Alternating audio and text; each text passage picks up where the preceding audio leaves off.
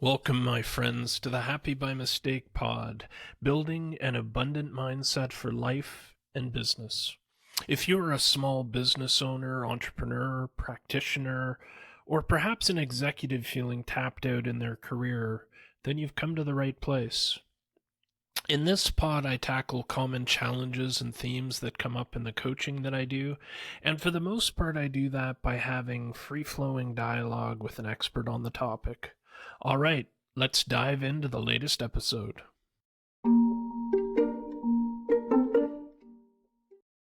Today, I have the great pleasure of welcoming a friend and former colleague, Lisa Sansom, to the podcast, where we are going to cover a number of topics relevant to, I think, small business owners, entrepreneurs, executives, with a special focus on complex decision making.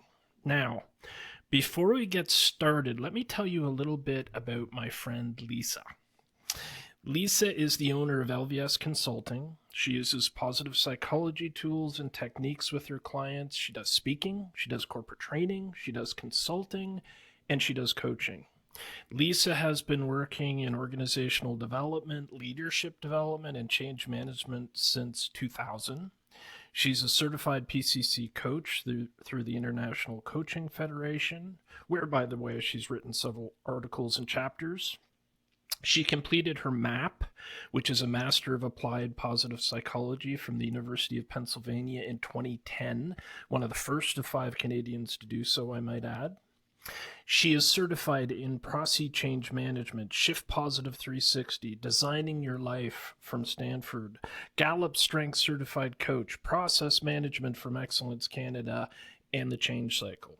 And because my friend Lisa is always learning, always growing, always challenging herself, she's currently enrolled in the Doctor of Business Administration program at Royal Roads, where she's researching the workplace impacts of positive feedback. Fascinating. She is a founding board member of the Canadian Positive Psychology Association. She's presented at the International Positive Psychology Association's World Congress 4 times and was the co-chair of the Practice Review Committee for 2017, 19, and 2021 World Congresses on Positive Psychology. Welcome, Lisa, and thanks very much for giving of your time and amazing knowledge to be here today. Thank you. This is a tremendous joy. It's wonderful to see you. We don't get to connect very often, do we? I know. We live these crazy, busy lives. We need to fix that. We do. Maybe that's a topic for another podcast. Yeah, there we go. Well, let's dive into this right off the bat. So with this focus on decision making, organizations, entrepreneurs often find themselves, from my experience, trying to decide between various business decisions, and they often get stuck worrying about the right path forward. Now, I understand every situation is unique, but is there a first step you would recommend for an individual or even a team facing this kind of indecision? Yeah, and every situation is so different. It's Mm, really hard to come up mm, with some overall principles, but there are some. It's a really interesting research field as well. You know, Corey, I got interested in organizational decision making when I started in the field of organizational development around about 2000, 2001. And I was trying to do some research at that time. What is it that makes for better decision making? Not a ton of research out there, but uh, there is more research now. I'm really glad to see that that is there. So I guess I would say the first thing is individuals, organizations, teams, whoever it is, the first step is just what is the problem we are trying to solve? mm, And this happens in one-on-one sessions where a client comes in and, as coaches, we always ask, what is it we're talking about? What's your agenda for today? And the client will say something like, I need to get better at scheduling my time. And they've come in with a solution. Or we see this in organizations. The balance sheet is not looking good. Oh, we have to do layoffs. We have to do cutbacks. We have to expand product lines. We have to increase our marketing budget. We have to sell more. And what all of these have in common is they're all solutions. there's nothing in there that says what the problem is. So if I Mm, go back to what an mm, individual might want, for example, I need to get better at scheduling my time. Like, what is the problem that we are solving for? mm, If the problem is that work is completely overwhelming, it might not be about scheduling your mm, time, for mm, example. It could be about saying no to things. It could be about prioritizing. It could be about charging more for your services so you don't have to work as much. Like once we get into that problem definition, and I would say generally people and organizations need to spend more time there. mm. The way that we perceive the problem is not going to be the same way that other people perceive the problem. So, doing some really good investigation into what the actual problem is and defining that is now going to make the rest a lot clearer. Without that, I mean, yeah, we can color code our calendars all we want. It might not actually solve the problem. I think that's brilliant, and I think I'm right with you there on everything that you said. Getting back to what you said about you know organizational work, group work, you might when you start asking the problem that's trying to be solved, you might hear 15 different answers, Yeah, right? which is And, fun. yeah, yeah, and then because that says a lot about what's going on there in the first place, right? In coaching, how often do we sit with a client who comes in with one topic, and how often does it merge and evolve into something very different? Right, because they haven't Often. really figured out what the problem is. So I love everything you said there, but I usually do, to be honest. Aw. Um, there you go.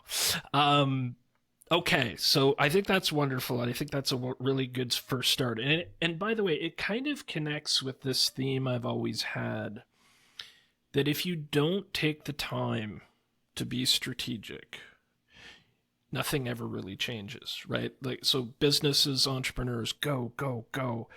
Wasted moment is wasted money, is not me not growing my business. And that's the way they're programmed.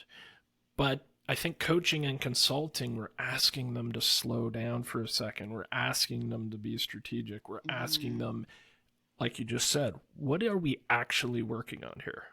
Does that resonate? Yeah, completely. I think about this with some of my leaders that I coach, and the hour that they spend with me every couple of weeks is the only time that they have to Mm, pause mm, and step back.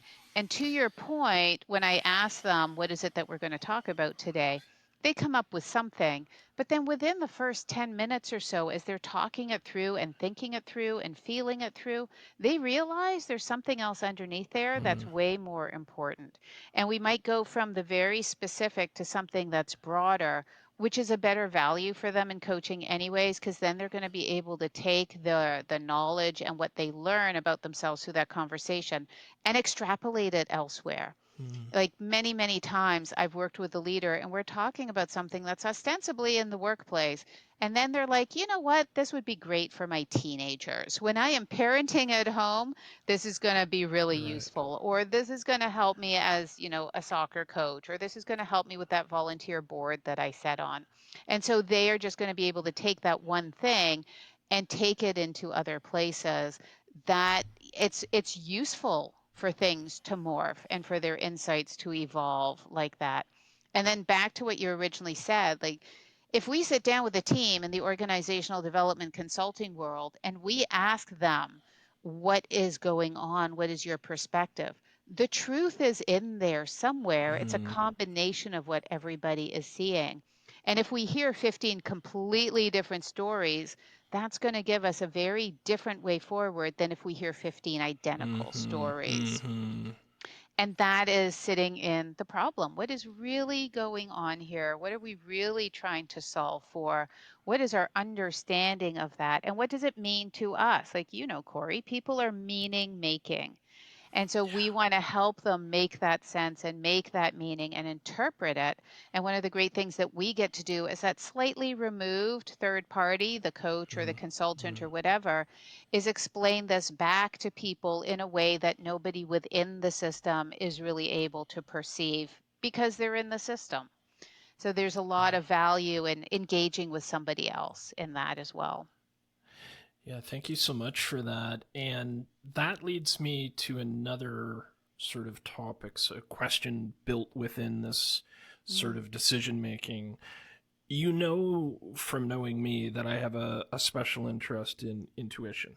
Hmm. And I want to know from your experience what role, if any, does intuition play in those complex business decisions, whether it's that individual or whether it's that team with 15 different interpretations of what's really going on?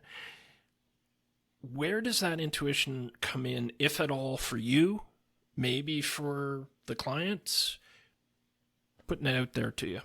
Yeah, well, I'm really curious to hear what you think about all of this with your interest in intuition and your background in it and everything. Here's what I believe about intuition, and please disagree with me and set me straight. Um, I believe that intuition comes from experience. We have experienced a lot of things out there, and intuition is basically our brain moving faster than cognitive thought. Mm, And so our brain, through experience, has recognized, oh, this is feeling the same as something mm, else. mm, Either I am safe in this situation because I've been safe here before, or this is a dangerous situation because this has caused me problems before. And sometimes you meet somebody and you get that vibe, and mm, this is your brain making sense of those initial impressions based on initial impressions that you've had with hundreds of people before. I think intuition is useful to acknowledge that it is there. I don't think it's going to be 100% the way that you want to go just because it's your intuition. And I know lots of people who have said, oh, that one time I didn't follow my intuition, mm. it all went to blazes for me. It was Yeah, horrible. And yeah. now I'm going to follow my intuition. But let's also recognize we have a negativity bias. There are going to be other times where you listen to your intuition but didn't necessarily do it. I think it's part of what you're going to take in as factors in terms of what is going on here. What is my intuition telling me? We know, for example, Daniel Kahneman in his research, he talks about like system one and system Mm, two, fast and slow thinking, and things like that. Intuition is our fast way of thinking. Those heuristics are useful in some situations. If the decision is very consequential, I think you just want to slow it down a little bit. If it's an impulsive decision, if it's easily reversible, if it's minor, if you get it wrong, like what are you going to order off the menu in a mm, new restaurant, and your intuition says, I want to order this funky salad thing that I've never heard of before, and you don't like it, that's okay. Send it back, order something else, switch with somebody else. Follow your intuition, it doesn't matter. mm, But if you're making a really big consequential decision, like you're in a big corporation and you need to decide if you're going to shut down some arm of your R&D, I would hope people would spend a little more time than just making that intuitive leap. mhm, Here's my intuition. What am I basing that on? When have I been in situations similar to this? And let me go and test out with other people in a truly open way, right? I don't want to be mm, falling into cognitive biases of self mm. reinforcement and believing that I'm right and asking leading questions like, here's my idea. How great do you think this is? So let's acknowledge the intuition, but let's not give into it 100%, especially on irreversible consequential decisions. Mm. That's kind of how I'm thinking about it. I know Yeah, what yeah. comes up for you, Corey. Well, I think it's totally reasonable. I would say that neuroscience over the last 15 years has been doing a lot of work on intuition, and that it Yeah. is actually a full body experience, organs, skin, brain, and that, I think what they're starting to see is that intuition is useful for complex human decisions, right? Those decisions that have, many different angles, many perspectives, many possible outcomes and truths, and that our more sort of linear deductive reasoning is more useful for math decisions. Now, Hmm. that being said, I think you're 100% right that if this is a consequential decision, um, let's slow down. But I don't think that negates intuition. This is No. just my thing. What I think is that with intuition, As with sort of neuro linear deductive reasoning, they operate together, by the way, Hmm. in the Yep. brain. But the other piece of it is that I think we want to hold on to these things loosely, right? And I think there's an interplay between that logical reasoning out and where your intuition is pointing you or warning you against. And I think it's important to listen to. Hmm. The other thing I'd say about it is I think what often happens is intuition gets conflated and confused with desire Mm. and with fear, Yeah, right? that's interesting. Yeah. So I think because it's a full body experience, when we can slow down, come to a neutral emotional state, and if that decision kind of drops into our body when we're in a more neutral state, when we're in a more present state, we're not projecting into the future with fear or desire or something like that. We're just focused on what makes sense for us right now. Hmm. I think that's when we make our best decisions. And I think that's when we're accessing both our intuition and let's call it more rational, more linear thinking. I don't know if that Yeah. makes sense for you. Yeah, it does. It does. And I think that really taps into that fast and slow thinking idea. Right. Let's consider the intuition, label it intuition, recognize that there is a sense of knowing in there, but it doesn't mean you're going to impulsively do whatever it says. Yeah. Just like you might sit down and go through that rational, mathematical, kind of logical Mm, thinking, but when you get to the end, I mean, Corey, how many times have we presented a solution to somebody and it's perfectly beautiful and logical, and they say, yeah. "Yeah, but I don't like it." Yeah. Yeah. Yeah. And it's like, Exactly. Yeah. okay, let's talk about liking it. Let's talk about what's coming up there. So the Yeah. two of them absolutely do work together. And the challenge, I think, sometimes comes when they take us in opposite directions. Like Mm, logically, I should do mm, this, but intuitively, I mm. want to do this. That's when I think the fun comes through. Let me find other people to help me unpack what's Right. going on here. I also really like that piece about it is a full body experience. And in the English vocabulary, we know this. I feel it in my gut, I feel it Right. in my bones, right? Like Right. feelings are felt. That's why they're feelings. We physically feel them, right? Right. And when you talk to people, like you feel a certain energy or your fingers tingle or your eyes twitch, like there is something going on there. Yeah. And I do coaching on that with people all the time. And I'll ask Right. them, like, where in your body are you feeling this right Yes. now? And Yes. what is that telling you? So that somatic awareness Yes. helps us to unpack that intuition even more. And what is that knowing that's coming up? And how does that jive or not with what the rational part of our brain is telling us? And again, how do we make sense of all of that Yeah. to come to whatever that decision needs to be? Yeah, and I think the social aspect that you bring up Mm, is so key to any kind of growth, any kind of change, any kind of business goal. We don't operate in a vacuum, no. right? So when you say, okay, I've got this intuition in this situation, maybe my intuition is telling me one thing, my reason is telling me another thing. A little bit of an artificial distinction maybe, but I get it.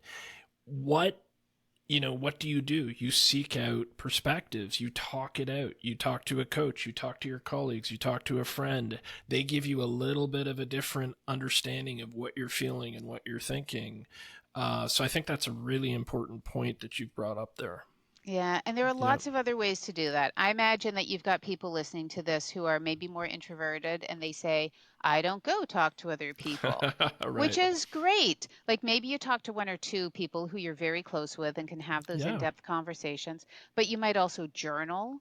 You might also get Right. artistic about it. Hmm. You might go into imagery or metaphor. You might do creative writing. You might go into song expression. You might go out for a walk or a run. Like we know that moving your body Right. helps your brain process as well. There are all sorts of other ways to get out of that dilemma and break that kind of gridlock that your decision making process is in, be it through other people, be it through your environment, be it through your internal world, be it through your body, like whatever that is. You don't need to just sit there and stew about it. This Hmm. might not Hmm. be solo in your chair kind of work. You're speaking my language, right? Because what I find with my clients, and again, most of them are business oriented. I call it being locked in the hamster wheel in your brain, where you're Yeah. stuck up here, right? And it's about that somatic knowledge. It's about getting out of that brain and into your full body wisdom. That's the way I look at it, anyways. So Yeah, that's yeah, great. yeah. That's great. And it's not something people tend to automatically. Most people, I find, do not tend to that automatically. And so when they work with a coach and the coach helps them tap into different ways of knowing, it just opens up awareness and it opens up possibilities. Yeah, I 100% agree. We're not trained that way, right? Like Yeah. as a general population, we're not trained. We're trained to believe this is us, right? Yeah. And that's the extent of it. And there's something beyond that. Yeah. Okay, let's move on. It's a fascinating topic, and I think like you'll be like Corey, I gotta go, right? Because I just keep talking about it. I'm good. Let's Okay, so let's imagine you're I don't know, a small real estate owner, maybe a retail store owner, maybe a real estate agent, maybe you're a chiropractor and you've got a decision to make. Maybe it's a new marketing campaign, maybe it's hiring somebody on, whatever. Um, they make the decision, they enact it, they take action, mhm. and then they start second guessing and doubting themselves. This comes Mhm. up, I think, quite a bit. What advice would you give that person in that situation? And again, I'm asking difficult questions here Oh, these are great. because every one of these questions really depends on the individual situation. But just if there's a general thought. Yeah. And so, first of all, I want to say hi to all the small business owners out there. Hello to my Mhm. favorite chiropractors and real estate agents and, all those great people. Making those business decisions is big, especially if you're a small Yeah. business owner. Like that's an investment and it's not your area of expertise, right? Like most chiropractors don't know a lot about marketing. And so they've Mm, probably deliberated on this quite a bit. They've probably engaged some local support company who's good at helping small businesses, knows their local market, knows what their goals are. Like they've probably done something like this. And then yeah, like they are second guessing.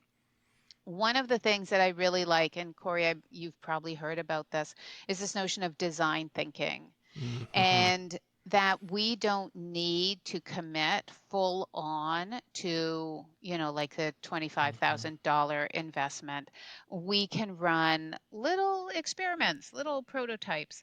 And I would really encourage anyone who's thinking about a big decision to think about like how can you experiment? How can you prototype? How can you do a really small thing that will start to test, is this right for me? So can you buy, for example, a $35 Facebook ad instead of, $3,500 into a full-fledged Mm, marketing campaign? Let's see what's out there. People might be familiar with this notion of A/B testing, like which subject line gets you the most clicks on your newsletter. mm, Send mm. it out to half with this subject line, send it out to half with this other subject line. Now you know really easily what is opening more. And I find also not only is that kind of a prudent way forward, this design thinking, this prototyping, this experimenting, whatever you want to call it, it's a lot more fun. Right. Let's just come up with a whole bunch of ways that we can play in the world out there, whether it's a marketing campaign or anything else, and just see what happens. And then you've got concrete metrics to measure it against, if that's clicks, if that's contact forms, if that's purchases, whatever it is. And you can see like, okay, what happens if I do this and this? I'm going to send my newsletter out on a Tuesday at noon or a Thursday at noon. What is it that helps? Once you've run a whole bunch of those little experiments, you'll have more confidence, I think, more experimental evidence that takes you into, okay, Mm, now when I look at my big $25,000 budget or whatever it is, here's how I feel more confident and what I want to put it into. I think you're also going to learn more about what your overall goals are. I think, for example, Corey, about when people are putting up job postings. And it's like, we need a new executive director, and they put up a job for an executive director or a CEO or whatever it is. And then they scan through all the resumes and they meet a few people, and it's a failed search because as they were talking to people, the thinking evolved and they're like, yeah, that's not really what we Mm, want. And yes, all these people meet the job description, but the job description itself was somehow faulty. You learn things by doing. mm, And if there was a way to kind of prototype job descriptions or go out and talk to people first before you go through that really extensive and expensive recruiting mm, process, then you wouldn't need to do it more than once. Then you wouldn't be wasting your time and other people's time. So that whole notion of experimentation, testing small little things, prototyping, I feel that helps a lot with big decision mm, making.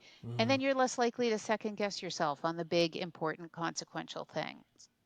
I saw you cheering. What were you Well, cheering, Corey? I think it's brilliant. Well, I'll tell you what, we're not doing a very good job of being like a Fox Sports arguing, opposite sides That type was a thing. life goal, for me, Yeah, yeah, Corey. yeah, exactly. But it's music to my ears because that I love the words you used. I love experimentation. I love prototyping. I love playfulness in how you approach these decisions. And one of the things that I think is important that I think you alluded to is time, in the Mm, sense that we have this perspective as a small business owner that this decision is like forever, right. right? And it gets us into, I think, failed thinking, right? Because Mm, we then put too much on that initial decision. Sometimes that decision is wrong, and also because we put so much on it, we stress about it, we're sending out the wrong energy about it, and it has a better chance of cascading into failure than if we're playful, if we're experimental, if yeah. we're testing, right? So I love what you said, and it makes a ton of sense to me. Yeah, because Yeah, then there's this big pressure of like, what if I make a mistake? And yeah, if you're playing, there are no mistakes, there's learning. And you right. get to do it with other people. When I'm coaching and I ask my clients, like, what are you taking away? What are you going to go experiment? Sometimes I remind them, like, go back to high school science class. You were in a lab. And the point of the lab is to test things out and to see what happens and to learn and grow. And if you really have that learning and growing mentality, like it just removes a lot of the pressure. And now you can go and play and you can go and see what happens and you can really truly openly learn and take that forward. And yes, at some point you probably will need to make a decision, but I use the example sometimes of a client who wants to get into shape. And on week one, they say, I'm going to go for a walk. And they don't work that. It doesn't work for them. They don't like it very much. So on week two, they say, I'm going to go sign up for yoga classes. And they try, it doesn't work very well. And then on week three, they try something else. And on week four, they try something else. And by the end of the month, they're feeling really ridiculous. Like, I haven't found a way that I want to go exercise and get into shape. It's like, yeah, but you've spent 4 weeks doing things. You spent 4 weeks Mm, working out and exercising and mm. trying different things. You're doing what you wanted to do, and maybe you haven't landed on the thing, but you're still making progress. Yeah, you're still in motion, you're still in Yeah, action. Yeah, yeah, yeah, I love that. I think it's great.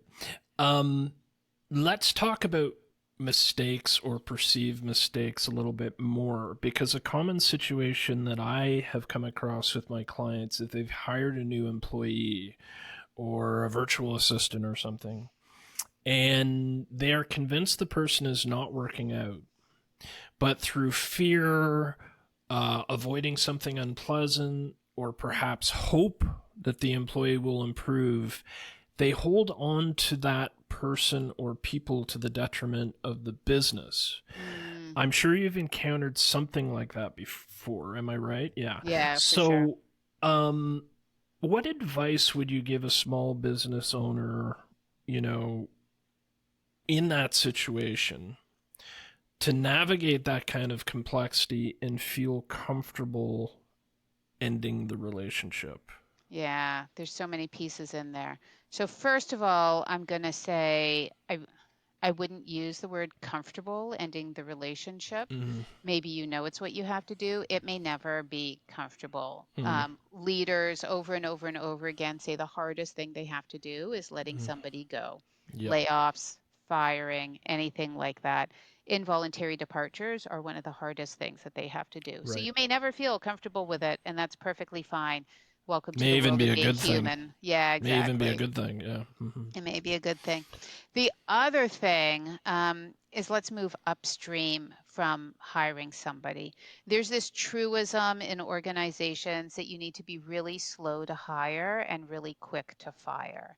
You Mm-hmm. do not want toxic people festering, but you also want to make sure that you're giving them the proper feedback in a timely Yeah. manner so that Mm-hmm. they know what's going on, especially with somebody new, right? You and the other person need to figure out how to work well together. So if I go back, first of all, how have you hired this person? Did you Mm-hmm. get references? Did you prototype your job description? Are you convinced that this is the right person that you needed to hire? Is this the right position? Like all those problem definition kind of pieces. Did you check out references? Was there a trial period? And that's going to differ depending on your jurisdiction, and how it is you're engaging this person, on and on. So let's presume all the upstream work was done well and somebody was able to really convince you that they are the best person, and then they show up and after a few weeks it's not. I would say make sure that organizations have in place good orientation, good onboarding, good support, um, good mentoring, guidance, depending on the size of your organization, access to resources, access to feedback, that you are having regular touch points. Like all the things have been done so that this person genuinely has the best chance of success. I've been called into organizations, Corey, I'm sure you have as well, where somebody is on the cusp of being fired and they are in tears. They're like, I have been working here 18 years and nobody has told me until now what a bad job Mm-hmm. I've been doing. You Mm-hmm. never want to put anybody in that situation. And it's true, right? Mm-hmm. Leaders like to punt the so called bad performer from one person to the next. That's not fair to anybody.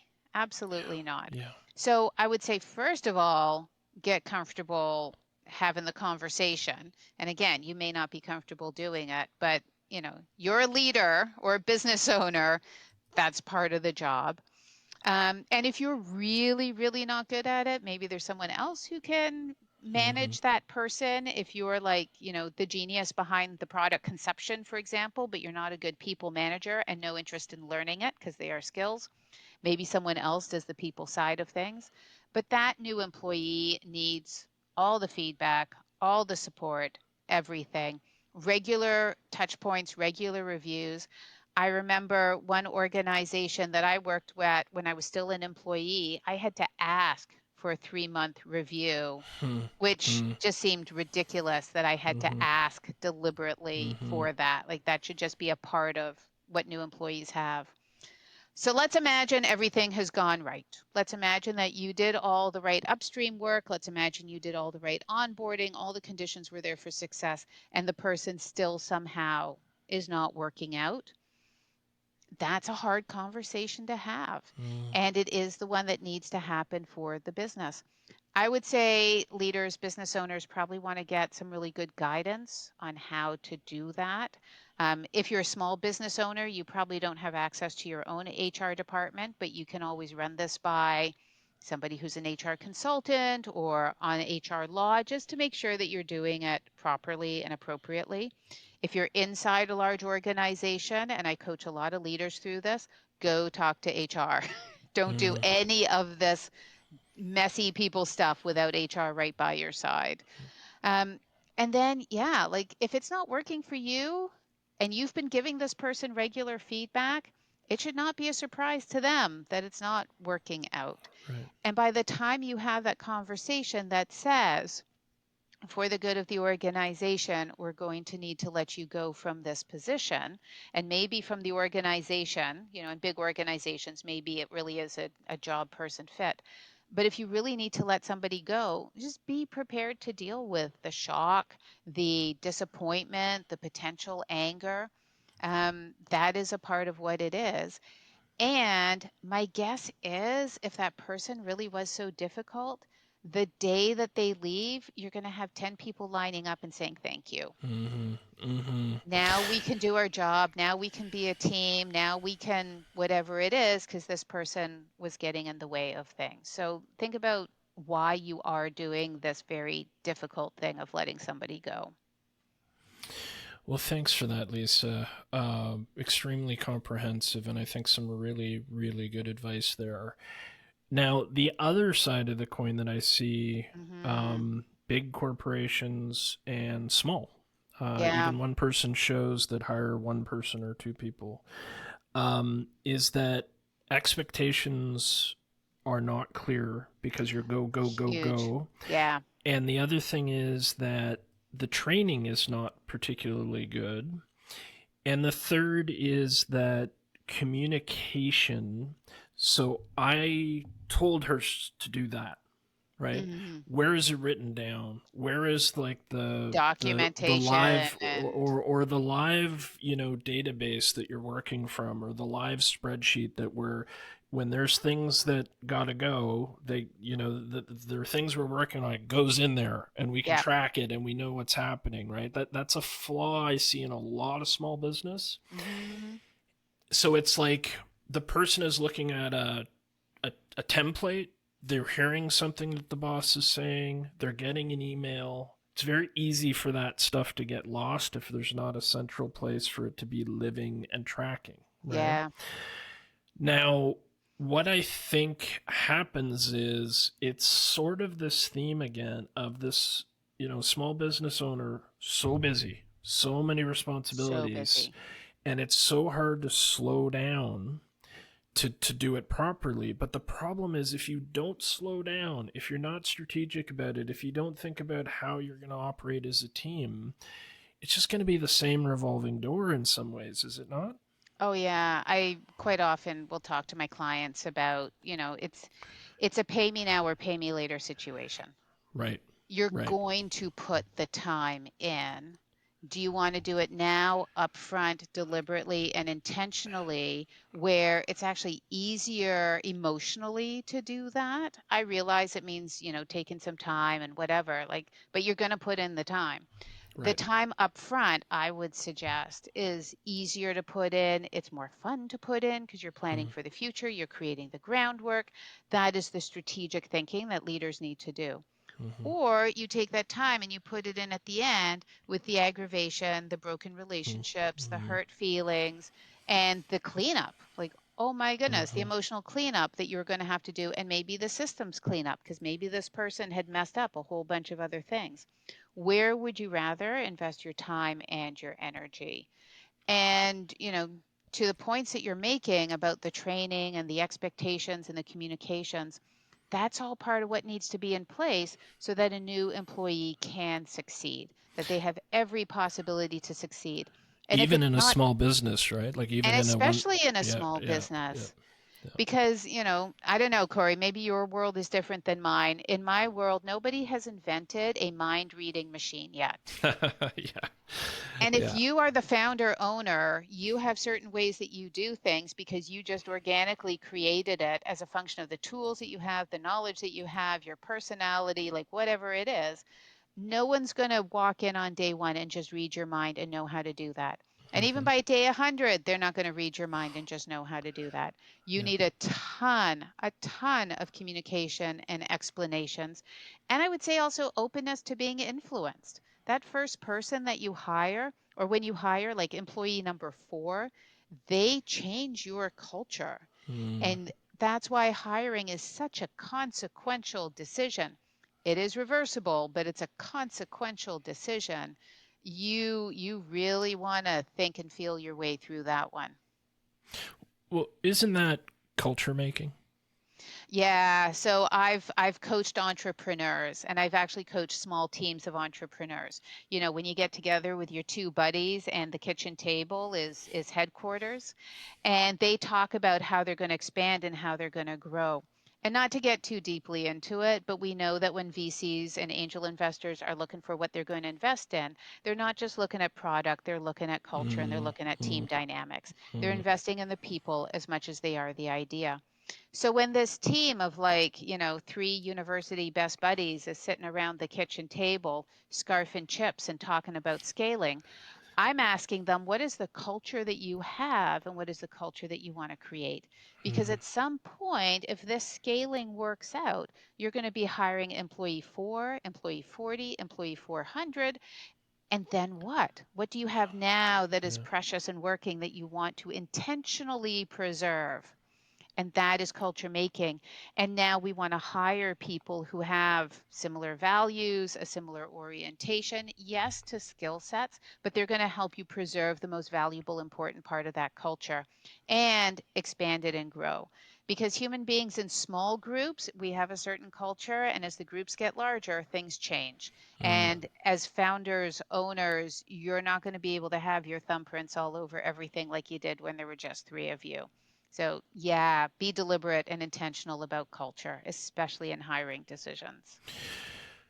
Well, so yes, be deliberate and intentional and think it through and have vision, but you also alluded to the other side of the coin is that culture making is also a democratic process, right? Because hire number 4, hire number 5, even hire number 1, as you alluded to, can change dynamics. And Oh, how do you, yeah. because if it's just top down, you do it this way, it's not going to work very well, right? So the person that can thrive in that, can welcome that, can see that as an advantage, is also an important part of it, right? So be intentional, have vision, but also understand that you're not going to be in control of that whole process, correct? You're not going to be in control, but you're going to have enormous influence. Yeah. I mean, we can never control another person. We Yeah. do have enormous influence as an owner founder, hiring employee number 2, 4, 40, whatever. Um, what is it that we really want to see and preserve? And so, who do we let on the bus?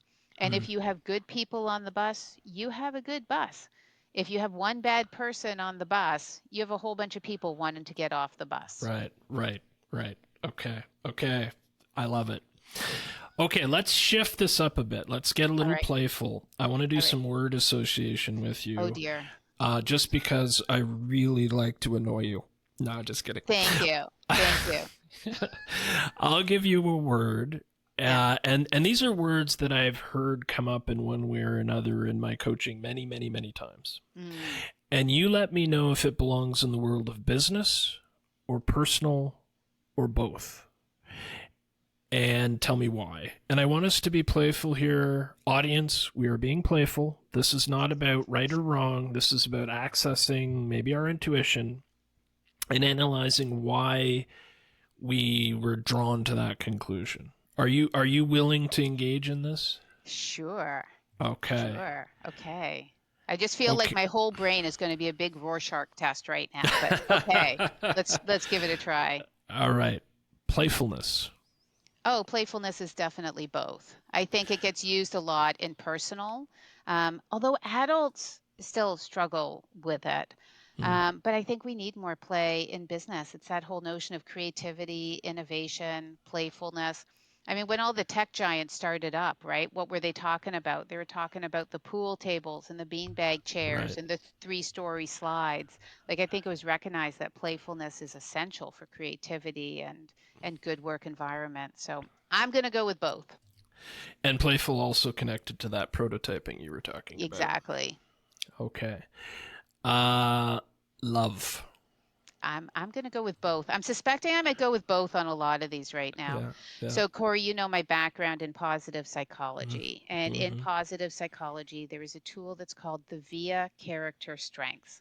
And if any of your listening audience is interested, go to viacharacter.org. That's via, VIA, character. And you can take a free online assessment that will tell you your top strengths. Now, in the VIA world, there are 24 strengths, and one of them is the capacity to love and be loved. Mm-hmm. And it is amazing how important that is in leadership. And in fact, it's incredibly important for US military drill sergeants tend to be very high in love, the capacity to love and be loved. And without that care and consideration and deep, abiding concern for the people that you are leading, I think you're going to have a really hard time as a leader in today's business world. And when I talk with, for example, very high sales executives, not only do they care about their sales teams personally and want to get to know them personally, it's the same for their clients. Like this is not just a within the walls, but this is an outside the walls. So I think love is tremendously important in personal and professional worlds. I love it. Thank um, you. I I see what you wonder. did there. I wonder if. I wonder if there's a connection. This just came into my head Yeah, right yeah. now between that VIA score. I'm peripherally familiar with VIA. I've done the test, that kind of thing. Um, with that ability to accept love and charisma. Now that is interesting because charisma, I would say that term is falling a little bit out of favor. Mm-hmm.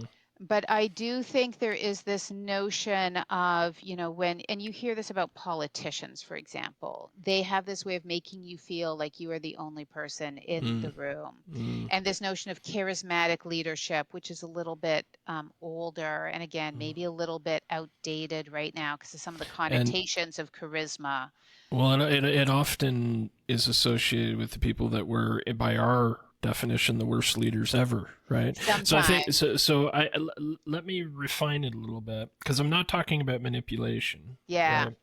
I'm talking about the person that you are. Um, I'm sorry for a violent metaphor here, but the person that you want to go to war for. right. I think that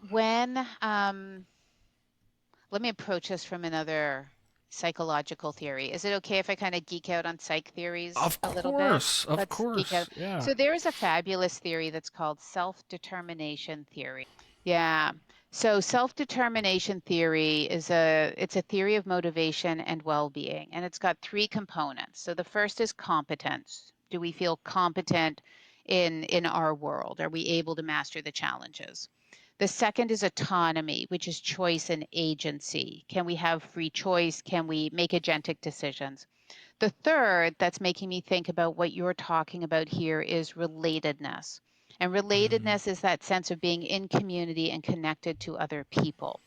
And the research is pretty strong that when that relatedness need is met, whether that's in education, in the workplace, in our personal lives, we feel healthier. We are more intrinsically motivated. There's more of an approach orientation. And so I do think that has something to do with like, yeah, I mean, to use your metaphor, I would go to war for this person because mm, I am in relation with them. mm, They mm, care for me and I care for them. mm. Now, people who are strong in love and capacity to be loved, that's kind of a natural way that they will get through the world. The VIA character strengths model says that everybody has all character strengths, and you can absolutely be in relationship with other people in deep and meaningful ways, workplace, personally, whatever, even if you don't have love as a top 5 signature strength. Right. But it's going to be more natural for people who have that as a strength to do that more often. And that's, in terms of stress, for example, you're more likely to turn to love and capacity to be loved as a way of getting through stressful times rather than someone who does not have that as a top character strength. Right. So I think Right. that might be getting at some of that charisma piece, if that makes sense. Fascinating. It does, and it's fascinating. Thank you for bringing that in. Um, okay, let's stay playful here. I'll give you two words, and you tell me from your experience working with entrepreneurs and professionals what they need more of. Again, this is not about right or wrong. It's just being playful. It's accessing intuition. We probably need all of these things. Okay. But let's play the game. Okay? All right. Deal? Willing? Deal. Okay. Deal. Playfulness or time? What do we need more of? So my intuition is going to playfulness. And I'm going to say, in part, that's because when we are playful, time expands. And it's Mm. this sense of getting into flow and enjoyment that can give us the sense of more time. How's that? Oh, gosh, you're speaking my language, and I love it. I love it. Okay. Energy, which I know a lot about, the lack of. Energy or clarity? Energy or clarity? Oh, this is a tough one. I kind of want to go with energy, Hmm. but energy diffused without clarity could also be problematic. But if you have the clarity and no energy to move it forward, so I don't know. I'm You gonna know what? have. I'm going to break the rules here and say that's the perfect answer. Thank you for breaking the rules for me. Since we're being Okay. playful, we can playfully break the rules. That's right. That's right. I wonder what you're going to make of this one. Oh dear. Capital or self belief? Well, I'm gonna go with self-belief on that one. I had a feeling. I had a feeling. You had an And I, intuition about where that was going. Yeah. and I had a feeling that we would both agree very strongly on that one. Do you want to comment on just basically why? Well, I definitely have a bias because as soon as you said capital, I'm like, I'm picking the other one. Um, I just feel like if you don't believe in yourself, you're not going to get a lot that comes after that. If you're going through life and work anguished with self-doubt, and we all do. I mean, we all have self-doubt. We all have the inner critic. Let's be real here. But no amount of capital is ever going to make up for crippling No, self-doubt. no, no.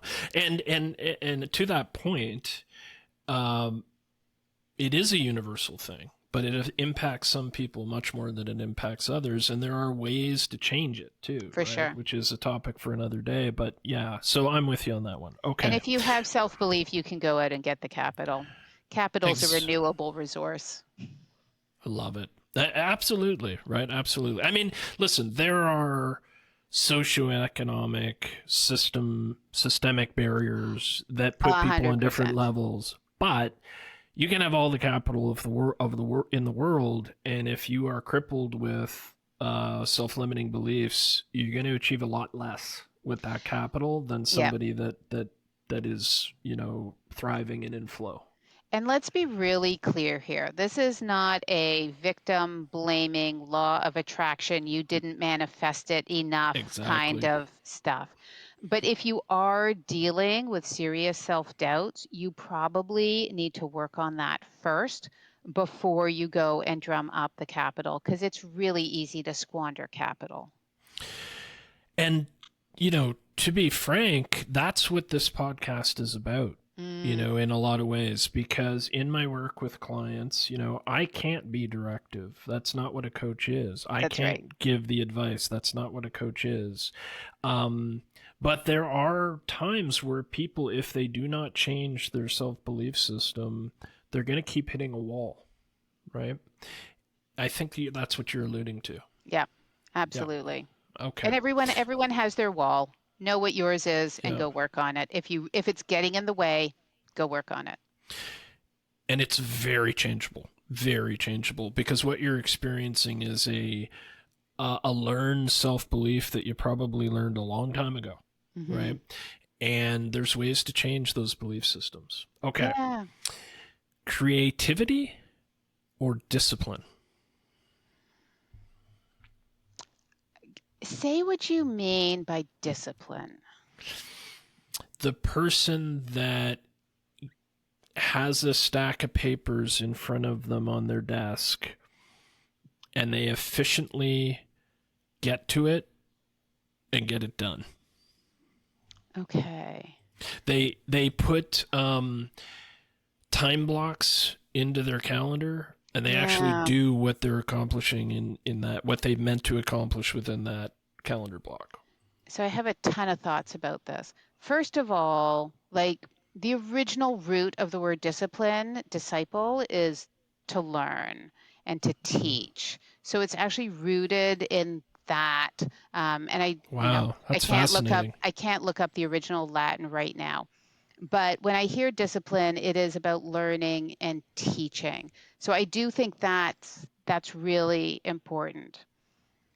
I feel like if you over index on one, you probably need someone to help you with the other. Mm-hmm. I see a lot of powerful partnerships going back to some of the strength language, where somebody's top strengths are somebody else's bottom strengths and Mm-hmm. vice versa, right? So if somebody's high on creativity and somebody's low on creativity, but then they're high on discipline and the other person's low on discipline, that's a really great, powerful partnership. Mm-hmm. So Mm-hmm. does any one person need more of one of those? Like if I think about small business owners, I'm going to wiggle out of that one, say it depends. But what I think might be more interesting and compelling is to find the powerful partner who has what you fear you might be missing and support each other in that. Wonderful answer. And it brings up a situation I always remember from my own career back in the days of corporate, where when I was doing corporate training, there was a person who, when we were designing a curriculum and a course, they would dive in to the details before we'd even figured out like where we Mm, would go. And it would drive me crazy because I want to see the big picture before I start diving into the details, because those details may not support the big picture, right? And so we would sort of butt heads, not in a mean way or anything, but just it was a little frustrating for both of us because I'd be trying to bring us back to macro and she'd be diving into details, right? But once we came to the awareness that that's what was happening, it yeah, worked beautifully, right? yeah. Because I sort of took a bigger emphasis on the macro and she was already coming up with amazing things and we would just stay in communication. Does this fit? Does that fit? Right. So I think that speaks a little bit to what you're saying there. It really does. There's another strengths assessment, which is called the Gallup Strengths Finder. People Right. might know it, Gallup Clifton Yep. Strengths Finder. And so Yep. if you've got somebody who's high on analytical, for example, like this other person might have been, and you're high on strategic or futuristic, that can be a really powerful partnership. And it's an interesting thought experiment. Like what frustrates you about somebody else might be a strength that you yourself don't particularly have or don't particularly leverage or Right. value. And Right. how can you see that as a strength and therefore create that powerful partnership? Okay. Makes a ton of sense to me. All right. I recognize the fact that we are over time here. Do you have time for one more question or no? I do. Yeah. Thank Okay. you. Okay. People like us talk about the importance of clarity. We've already brought that up several times in this Hmm. discussion. We talk about the clarity of goals, clarity of vision, clarity of next steps when making business decisions or even launching a business in the first place. Or maybe for that professional leading a new branch of the company or a new project, get clear, right? From your experience, what typically gets in the way of our clarity? I feel like, and I'm going to draw on my background here in change management because we talk about having that clear vision of the change. And I feel like what gets in the way is a couple of things. Um, Trying to please everybody, that gets in Mm, the way of clarity. Emerging new information, that gets in the way of clarity. Or sometimes like an absolute tenacity to hold on to something and not consider anything at all mm, new. You mm, might feel you have clarity, but actually you're not clear on the shifting sands mm, around you. mm. And I Really think good point. there's this balance in between holding fast, but also being flexible. And I think quite often it's just, do I know myself? Back to our, I'm just going to loop this right back to where we started. Was the problem well defined? And do Mm, I know myself? And do I know what I'm really trying to achieve here? And if the answer to any of those is no, not really, then that's going to get in the way of clarity. But clarity, I think, is one of those things, kind of like work-life balance, right? It fades in and it fades out, and Mm, it's always going to feel a little bit elusive. You'll have it on Tuesday, and then you won't have it on Wednesday, mm. and that's part of the dance that we're doing with all of these all the time. Right, right, right. So specifically for that solo business owner, that solo entrepreneur, the thing I think I would add is regularly touching in with that vision Yeah. and what might be changing with that vision, whether that's weekly, quarterly, monthly, yearly, whatever, or all of the above, and adjusting as the changes and the new insights and the new data comes in back to your experimentation and prototyping suggestions.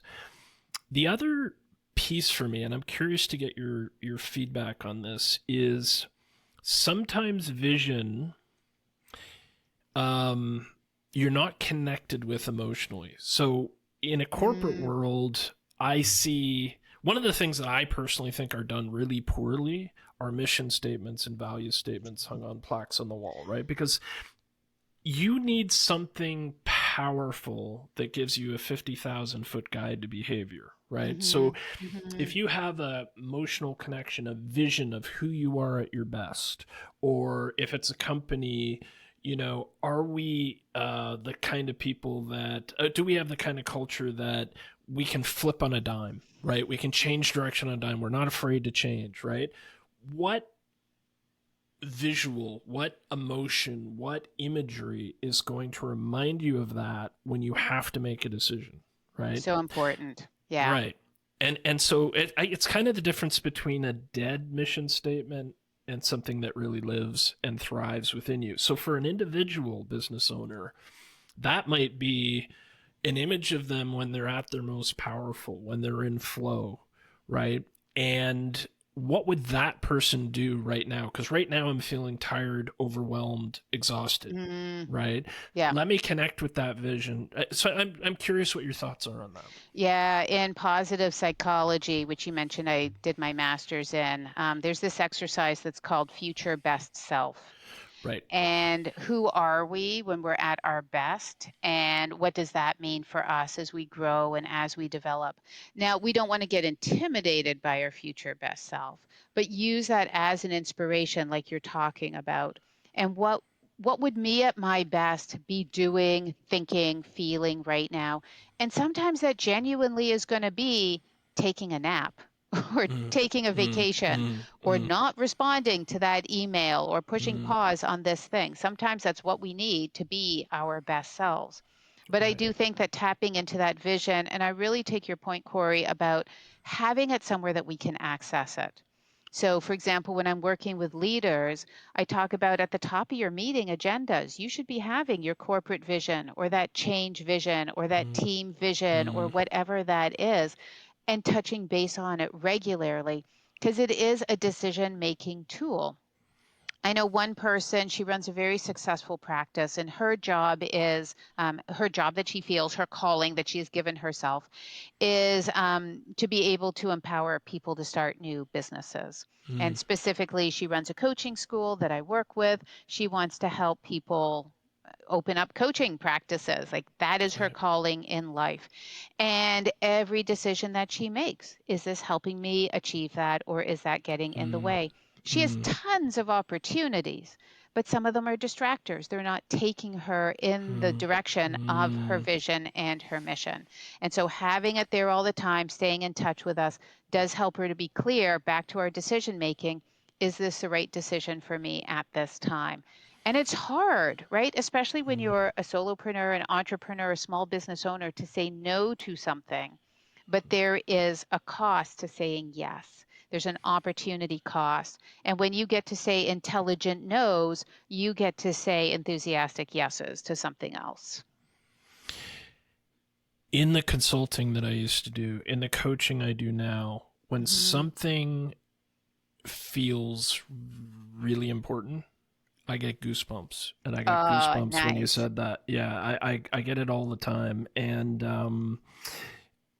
that was to me profound because again, you're talking about the difference between dead and living, right? You're Yeah, talking about something that is in flow with you and being that 50,000 foot guide to behavior, which I think is what we're going for here. So it's dynamic, isn't it? It's it alive. is. That, yeah, yeah. And the more that you Yeah, can touch base with it and make it live, the more clear you're going to be, the more that clarity is going to come to you. Agreed? absolutely. Okay. Absolutely. Okay. Well, Lisa, before I let you go, say there's a company out there listening to this or an individual looking for coaching. I'm going to include your contact information in the episode notes, but what's the best way for them to find you? What's the best way for them to find me? Well, my website is lvsconsulting.com. You'll put that in the notes and whatever. People could Yep. find me on LinkedIn, Lisa Sansom, and look for coaching or consulting or positive psychology. And I'm just open to having conversations with people. I really Yeah. love just, I've got a schedule, book a half hour. Let's have a conversation about what's going on. Yeah. Yeah. And that's an important point. I think we both do that, right? Where it's like, Yeah. let's see if there's a fit here, right? Let's see Yeah. if, yeah. And I think that's important. Okay. Well, Lisa, it has been an absolute joy for me to sit here and have this opportunity to talk with you. This is the kind of thing I want to do with a cup of coffee or a pint or something, and pick your brain. And I got to do it in this way, and it's so fun. So thank you so much for being a part of this and sharing your time and your energy and your vast experience and knowledge. Right back at you. I'm so honored that you picked me to be a part of this experience. Thank you. Thanks very much, Lisa.